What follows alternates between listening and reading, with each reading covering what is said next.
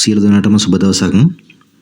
අද අපි සාකච්ඡා කරමු හානි කරන අලාභ සහ හානි කරන අලාභ සඳහා ඉඩහැරීම් සිදු කරන්නේ කොහොමද කියන එක ගැන. හොඳයි අපි ඉස්සෙල්ලාම මේක ගැන පොඩ්ඩක් සාකච්ඡා කරොත් එහෙම ව්‍යාපාර ලෝකයේ තියෙන ව්‍යාපාර සංවිධාන 99% විතර තමන්ගේ වෙළඳාමේ කටයුතු ණයපදන මත කරනවා. මෙතනදී ව්‍යාපාරයෙන් භාණ්ඩ ණයට ගන්න තැනැත්තන් අපි ණය ගැතිය විදියට හඳුන්වනවා. දැන් හානි කරන පාඩම ඉගෙන ගද්දී හානි කරන අලාභ පාඩම ඉගෙන ගද්දී අපිට ප්‍රධාන වශයෙන් කොටස් දෙකක් හඳුනා ගන්න සිද්ධ වෙනවා. දැන් පළවෙනි කොටස තමයි ණය ගැතියෝ කියන එක.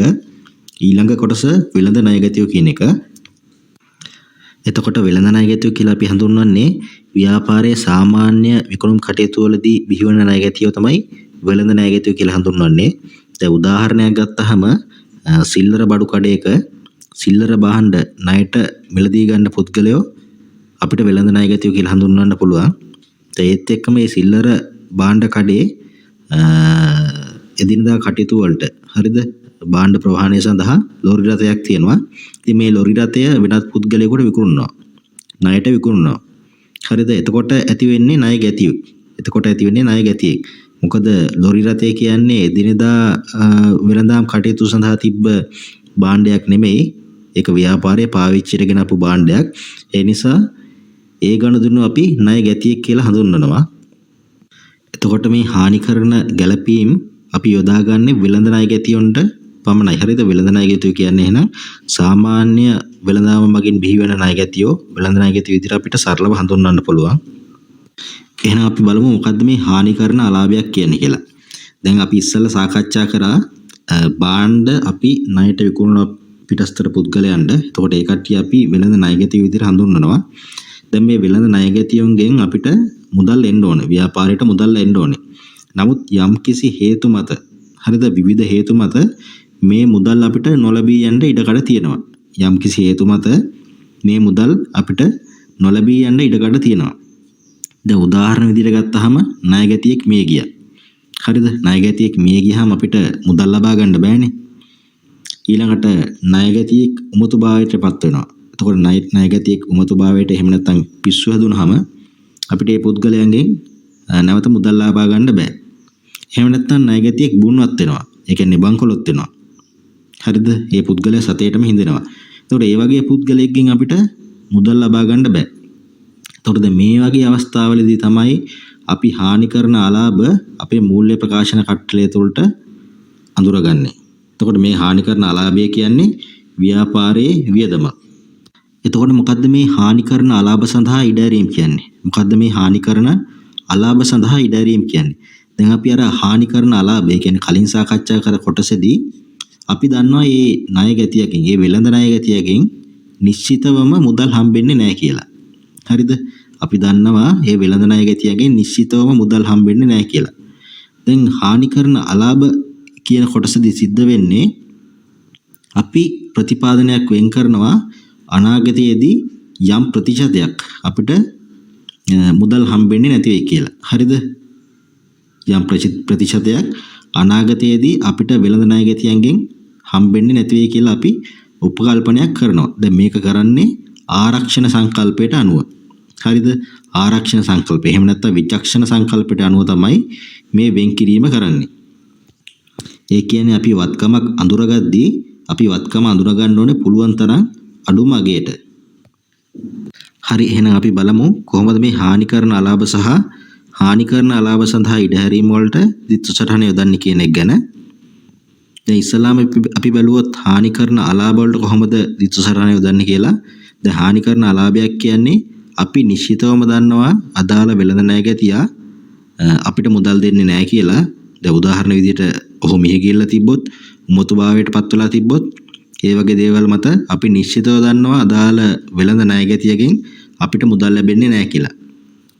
අපි එතකොට දිත්ත සටහන යොදන්නේ හානි කරන අලාභ ගිණුම හර කරනවා වෙළඳ ලැබිය යුතු දෑ බැර කරනවා. දැන් හානි කරන අලාභ හර කරේ මොකද මේක අපි වියදමක් විදිහට හඳුනාගත්ත හින්දා. ඊළඟට වෙළඳ ලැබිය යුතු දෑ අපි බැර කරේ අපේ වත්කමක් අඩු වුණ නිසා. දැන් හදිස්සියේවත් මේ වගේ කපා හරපු හානි කරන අලාභයක් අපිට නැවත ලැබුණොත් එහෙම අපි කොහොමද ගිණුම්ගත කරන්නේ? දැන් හිතන්නකෝ බංකොලොත් භාවයට පත් වෙලා ඉන්නවා අධිකරණයෙන් තීරණය කරනවා යම්කිසි පුද්ගලයෙක්. එතකොට අපි හානි කරන අලාභයක් විදියට මේ පුද්ගලයාව හඳුනගෙන පොත් වලින් අයින් කරනවා. වියදමක් විදියට අඳුර ගන්නවා. නමුත් මෙයාට මුදල් හම්බෙලා අපිට ව්‍යාපාරයට නැවතේ මුදල් ගෙනත් දුන්නොත් කොහොමද අපි ඒක ගිණුම් ගත කරන්නේ? එතකොට මුදල් ගිණුම හර කරනවා, ලාභාලාභ ගිණුම බැර කරනවා. හරිද? ඒ ලාභාලාභ ගිණුම බැර කරන්නේ අපි කලින් වියදමක් අඳුරගෙන තිබ්බා. ඉතින් මේක අපි ඍණ වියදමක් විදිහට ලාභාලාභ ගිණුමට බැර කරනවා. ඊළඟට කොහොමද මේ හානි කරන අලාභ සඳහා ඉඩහැරීම් ගිණුම් ගත කරන්නේ? හානි කරන අලාභ සඳහා ඉඩහැරීම් කොහොමද දිත්තු සටහන යොදන්නේ? දැන් මෙතනදී වෙන්නේ හානි කරන අලාභ ගිණුම හර කරනවා. ඊළඟට හානි කරන අලාභ සඳහා ඉඩහැරීම් බැර කරනවා. දැන් හානි කරන අලාභ හර කරන්නේ ඒක වියදමක් හින්දා ඊට පස්සේ මෙතන ප්‍රතිපාදනයක් වෙනවා.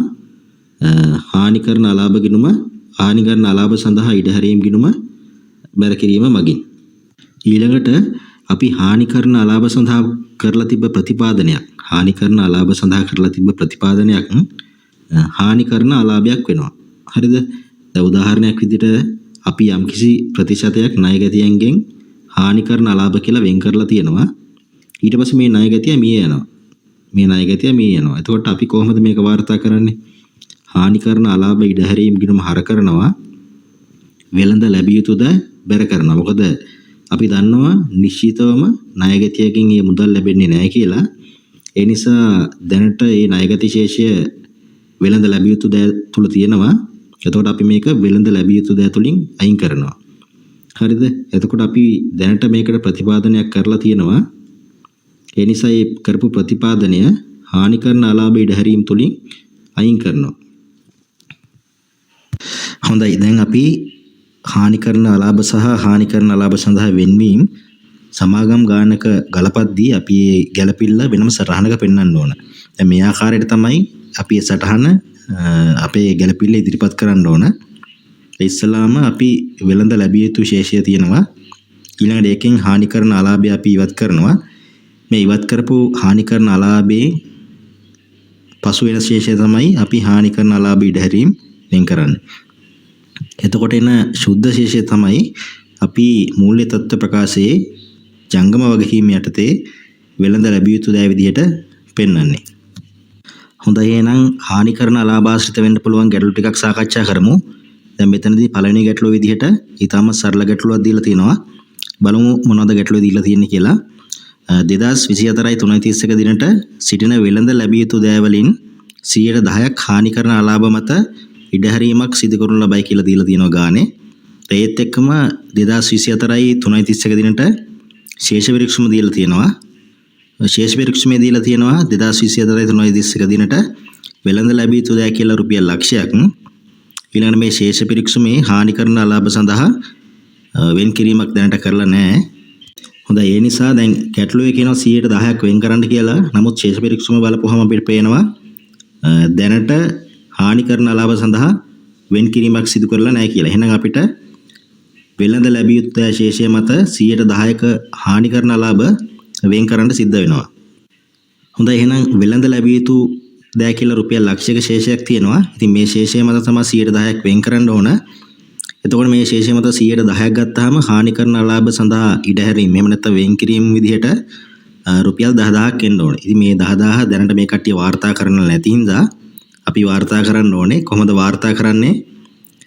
හානි කරන අලාභ ගිණුම හර කරනවා රුපියල් 10000ක්. එතකොට හානි කරන අලාභ ගිණුම හර කරන්නේ හානි කරන අලාභ කියන්නේ වියදම් ගිණුමක්. ඒ නිසා ලාභයෙන් කපා හරින්න රුපියල් 10000ක් හර කරනවා. ඊළඟට මේක බැර කරන්නේ හානි කරන අලාභ සඳහා වෙන් කිරීම වලට. එහෙම නැත්නම් හානි කරන අලාභ සඳහා ඉඩහැරීම වලට තමයි මේක බැර කරන්නේ. ඊළඟට හානි කරන අලාභ ගිණුමේ වියදම් ගිණුමක් නිසා ඒකේ තියෙන රුපියල් 10000 ශේෂය අපි ලාභාලාභ ප්‍රකාශයට මාරු කරනවා. ඊළඟට හානි කරන අලාභය සඳහා වෙන් කිරීම රුපියල් 10000 එක අපි වෙළඳ ලැබිය යුතු ශේෂයෙන් අඩු කරලා ශුද්ධ වෙළඳ ලැබිය යුතු ශේෂය රුපියල් 90000ක් විදිහට එනවා. ඉතින් මේ 90000 මූල්‍ය තත්ත්ව ප්‍රකාශයේ ජංගම වත්කම් තුල අපි පෙන්වන්න ඕන. හොඳයි, එහෙනම් මේ හානි කරන අලාභ ගැටලු විසඳද්දී අපිට අදී වුණ වෙන් කිරීමක් එනවා. අපි බලමු කොහොමද මේ අදි සහ ඌණ වෙන් කිරීමක් ආවොත් අපි ගැටලුව විසඳන්න කියලා. හරි දැන් මෙතන ගැටලුවක් දීලා තියෙනවා 2024 331 දිනට සිටින වෙළඳ ලැබිය යුතු දෑ වලින් 10%ක් හානි කරන අලාභ මත ඉඩහැරීමක් සිදු කරනු ලබයි කියලා. හරිද? එතකොට 2024 331 දිනට ඉන්න වෙළඳ ණයගැති විශේෂයෙන් 10%ක් හානි කරන අලාභ වලට ඉඩහැරීමක් සිදු කරන්න කියලා තමයි කියන්නේ. ඉතින් කලින් ගන්නොත් ඒ විදිහම තමයි කරලා තිබ්බේ. ඉතින් අපි ශේෂ පිරික්සුමට ගියාම ශේෂ පිරික්සුම දීලා තියෙනවා 2024 331 දිනට වෙළඳ ලැබිය යුතු දෑ කියලා ශේෂයක් රුපියල් ලක්ෂයක් ඊළඟට හානි කරන අලාභ සඳහා වෙන් කිරීම කියලා රුපියල් 8000ක් දීලා තියෙනවා. හොඳයි මෙතනදී වෙළඳ ලැබිය යුතු ශේෂය රුපියල් ලක්ෂයයි. ඉතින් හානි කරන අලාභ 10%ක් වෙන් කරන්න ඕනේ මත. එතකොට ලක්ෂයෙන් 10%ක් කියන්නේ 10000යි.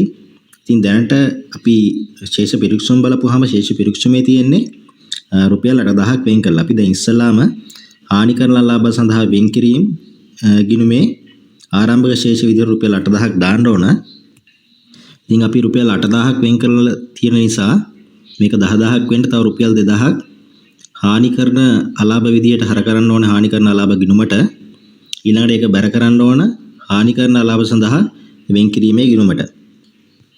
ඊළඟට හානි කරන අලාභය සඳහා අපි වෙන් කරපු රුපියල් 2000 අපි හර කරපු රුපියල් 2000 ලාභාලාභ ප්‍රකාශයට අරගෙන යනවා. ඊළඟට හානි කරන අලාභ සඳහා වෙන් කිරීම රුපියල් 10000 වෙළඳ ලැබිය යුතු ශේෂයෙන් අඩු කරලා එන ශේෂය කියන්නේ රුපියල් 90000 මූල්‍ය තත්ත්ව ප්‍රකාශයේ ජංගම වත්කම් තුල පෙන්නනවා. හරි අපි එතනදී බැලුවේ ඌණ වෙන් කිරීමක් තිබ්බහම කොහොමද අපි ගිණුම් සටහන් තියන්නේ කියලා. දැන් ඊළඟ ගානට ගියාම මේ ගානේදී තියෙනවා 2024 331 දිනට සිටින වෙළඳ ලැබිය යුතු දෑ වලින් 10%ක් හානි කරන අලාභ මත ඉඩහැරීමක් සිදු කරලා ලබයි කියලා. ඒතකොට ශේෂ පරීක්ෂණ ගත්තාම ශේෂ පරීක්ෂණේ දීලා තියෙනවා 2024 331 දිනට වෙළඳ ලැබිය යුතු ශේෂය කියලා රුපියල් ලක්ෂයක්. ඊළඟට හානි කරන අලාභ සඳහා වෙන් කිරීම රුපියල් 12000ක් දීලා තියෙනවා. හොඳයි ඉතින් වෙළඳ ලැබිය යුතු ශේෂය රුපියල් ලක්ෂයෙන් 10%ක් කියන්නේ රුපියල් 10000යි. ඉතින් දැන් හානි කරන අලාභ සඳහා රුපියල් 12000ක් වෙන් කරලා තියෙනවා. එහෙනම් මෙතනදී අධි වෙන් කිරීමක් තමයි කරලා තියෙන්නේ. අපි එහෙනම් හානි කරන අලාභ සඳහා වෙන් කිරීම එහෙම නැත්නම් ඉඩදීම් ගිණුම හර කරනවා රුපියල් 2000ක්. ඒ කියන්නේ අපි වෙන් කිරීම වලින් අයින් කරනවා රුපියල් 2000ක්. ඒකල මේක අපි වියදමකින් අඩු කරන්න ඕන. මොකද අපි දැනට ලාභාලාභ ගිණුමට අරගෙන තියෙන වියදම වැඩි. ඒ නිසා අපි හානි කරන අලාභ ගිණුම රුපියල් 2000ක් බැර කරනවා. ඊළඟට මේක වෙළඳ ලාභාලාභ ගිණුමට රුපියල් 2000 අපි මාරු කරනවා. ඒ කියන්නේ වෙළඳ ලාභාලාභ ගිණුමේ මේ වියදම අඩු වෙනවා. ඊළඟට හානි කරන අලාභ සඳහා රුපියල් 10000 ශේෂය වෙළඳ ලැබිය යුතු ශේෂයෙන් අඩු වෙලා ශුද්ධ වටිනාකම රුපියල් 90000 මූල්‍ය තත්ත්ව ප්‍රකාශයේ පෙන්වුම් කරන්න ඕන. හරියනම් අපි ටිකක් සංකීර්ණ ගැළපිල්ලකට යමු. දැන් මෙතනදී දීලා තියෙනවා 2024 331 දිනට සිටින වෙළඳ ලැබිය යුතු දෑ වලින් රුපියල් 10000ක ණයගැතියෙකු මිය ගිය බව 2024 5/31 දින අනාවරණය විය. සමාගම විසින් මෙම ණයගැතියා මත දැනටමත් සම්පූර්ණ හානි කරන අලාභ වෙන් කිරීමක් සිදු කර ඇත. සමාගම ඉතිරි වෙළඳ ලැබිය යුතු දෑ වලින් 10%ක් හානි කරන අලාභ මත ඉඩහැරීමක් සිදු කරනු ලබයි කියලා ගාණ දීලා තියෙනවා. දැන් මෙතනදී කියනවා රුපියල් 10000ක ණයගැතියෙකු මිය ගිහිල්ලලු. ඉතින් මේක ආරංචි වෙන්නේ 2024 5/31 දින. එතකොට මේක LKS 10ට අනුව ගලපන ලබන සිද්ධියක්. ඊළඟට අපි ශේෂ පරීක්ෂණ බැලුවොත් එහෙම ශේෂ පරීක්ෂණය දීලා තියෙනවා 2024 331 දිනට වෙළඳ ලැබිය යුතු ශේෂය කියලා රුපියල් ලක්ෂයක් දීලා තියෙනවා. ඊළඟට හානි කරන අලාභ කියලා රුපියල් 10000ක් දීලා තියෙනවා. ඊළඟට හානි කරන අලාභ සඳහා වෙන් කිරීම කියලා රුපියල් 15000ක් දීලා තියෙනවා. හොඳයි දැන් මෙතනදී කියනවා ණයගැතියෙක් එහෙම නැත්නම් වෙළඳ ලැබිය යුතු වල තියෙන ශේෂයක් රුපියල් 10000කින් අඩු වෙලා කියලා. ඒ කියන්නේ ණයගැතියෙක් මිය ගිහිලා කියලා තියෙනවා. අපි ඉස්සල්ලාම කරන්න ඕනේ මේ වෙළඳ ණයගැති ශේෂයෙන් ඒ අපි නිශ්චිතවම තහවුරු කරගත්ත බොල් ණය එහෙම නැත්නම් හානි කරන අලාභය අඩු කරලා පෙන්වන්න ඕන. අපි ඒක දැන් ඒකට පළවෙනියටම ඒ රුපියල් 10000 අපි වෙළඳ ලැබිය යුතු දෑ ශේෂයෙන් අඩු කරා. දැන් මේකේ ඩබල් එන්ට්‍රි යන්නේ එහෙම නැත්නම් දිත්තු සටහන යන්නේ වෙළඳ ලැබිය යුතු දෑ රුපියල් 10000ක් බැර කරනවා. ඊළඟට ඒක හානි කරන අලාභ සඳහා වෙන් කිරීම වලට හර කරනවා. හරිද? මොකද වෙළඳ ලැබිය යුතු ශේෂය දැන් නිශ්චිතවම තහවුරු කරගත්තා රුපියල් 10000ක් හම්බෙන්නේ නැහැ කියලා. ඒ නිසා අපි ණයගැතියන්ගෙන් එහෙම නැත්නම් වෙළඳ ලැබිය යුතු ශේෂයෙන් රුපියල් 10000ක් අඩු කරා. ඊළඟට හානි කරන අලාභය දැනට මේ මත මේ ණයගැතියා මත එහෙම නැත්නම් වෙළඳ ලැබිය යුතු ශේෂය මත වෙන් කිරීමක් සිදු කරලා තියෙනවා. ඉතින් ඒක තවදුරටත් ඒ වෙන් කිරීම අවශ්‍ය වෙන්නේ නැහැ. ඒ නිසා හානි කරන අලාභ සඳහා වෙන් කිරීම වලින් ඒ දැනට වෙන් කරලා තියෙන රුපියල් 10000 අපි අඩු කරනවා. එහෙම නැත්නම් ඒ ගිණුම හර කරනවා. ඊළඟට ගානේ කියනවා ඉතිරි ණයගැතියන් මත එහෙම නැත්නම් ඉතිරි වෙළඳ ලැබිය යුතු දෑ මත 10%ක වෙන් කිරීමක් සිද්ධ කරන්න ඕන කියලා. හරිද? දැන් වෙළඳ ණයගැති ශේෂය තිබ්බා. වෙළඳ ලැබිය යුතු දෑ ශේෂය තිබ්බා රුපියල් ලක්ෂයක්. අපි හානි කරන අලාභය අඩු කරා රුපියල් 10000ක්. එහෙනම් ඉතිරි වෙළඳ ලැබිය යුතු දෑ ශේෂය රුපියල් 90000ක් තියෙනවා. ඉතින් මේකෙන් අපි 10%ක් වෙන් කරන්න ඕන. හරිද? මේකෙන් 10% කියන්නේ රුපියල් 9000යි. අපි හානි කරන අලාභ ගිණුමට ගියාම දැන් හානි කරන අලාභයේ ශේෂය තියෙන රුපියල් 5000යි. ඇයි ශේෂය තියෙන රුපියල් 5000ක්? ඒ කියන්නේ ආරම්භක ශේෂය මේකේ තිබ්බා රුපියල් 15000ක්. ඒ වෙන් කරලා තිබ්බ රුපියල් 15000න් අර ණයගැතියට වෙන් කරපු රුපියල් 10000 අපි අයින් කරා. හරිද? එහෙනම් මේකේ දැනට ශේෂය තියෙන රුපියල් 5000යි. ඉතින් අපිට අවුරුද්ද අන්තිමේට රුපියල් 9000ක් වෙන් කරලා තියෙන්න ඕන කියලා ගානේ කියනවා. හරිද? එතකොට මේ ගිණුමට තව රුපියල් 4000ක් වෙන් කිරීමක් විදිහට බැර වෙන්න ඕන. හරිද? එතකොට ඩබල් එන්ට්‍රි යන්නේ හානි කරන අලාභ ගිණුම හර කරනවා රුපියල් 4000ක්. මොකද එතෙන් හර වෙන්නේ ඒක වියදම් ගිණුමක් නිසා. ඊනකට හානි කරන අලාභ සඳහා වෙන් කිරීම රුපියල් 4000ක් බැර වෙනවා. හරිද? එතකොට හානි කරන අලාභ සඳහා වෙන් කිරීම ගිණුම රුපියල් 9000කට ශේෂ වෙනවා. පහළට ගෙන යන ශේෂයක් එනවා. හරිද? මේ ශේෂය අපි වෙළඳ ලැබිය යුතු දෑ හානි කරන අලාභ වලින් අඩු කරාට පස්සේ එන රුපියල් 90000න් අඩු කරලා පෙන්වන්න ඕනේ. හරිද? එතකොට අඩු කරලා එන ශේෂය රුපියල් 81000 මූල්‍ය තත්ත්ව ප්‍රකාශයේ ජංගම වත්කම් තුල පෙන්නනවා. ඊළඟට හානි කරන අලාභ ගිණුමේ තියෙන රුපියල් 4000 අපි ලාභාලාභ ගිණුමට මාරු කරනවා.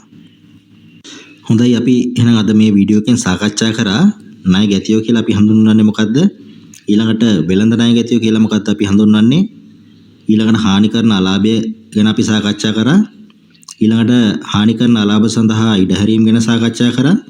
ඊළඟට අධිවුණාශ්‍රිතව ගැළපිලි දෙකක් අපි සාකච්ඡා කරා. ඉතින් තවදුරටත් මේ හානි කරන අලාභ සහ හානි කරන අලාභ මත වෙන් කිරීම ආශ්‍රිතව මොන හරි ගැටලුවක් තියෙනවා නම් කමෙන්ට් සෙක්ෂන් එකේ දාන්න. ඉතින් A level exam එකට වැදගත් වෙන මේ වගේ වීඩියෝ තවදුරටත් නරඹන්න අපි subscribe කරලා තියාගන්න. එන සියලු දෙනාටම සුබ දවසක්.